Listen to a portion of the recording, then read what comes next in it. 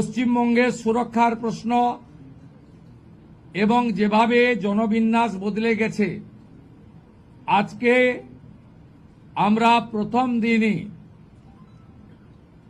আমরা কেন্দ্রীয় স্বরাষ্ট্র দপ্তর তথা বিএসএফ এর সীমান্ত সুরক্ষিত করার জন্য জমি ট্রান্সফার প্রক্রিয়া আমরা আজকে অনুমোদন দিলাম এবং আজ থেকেই ল্যান্ড ট্রান্সফার প্রক্রিয়া শুরু হবে।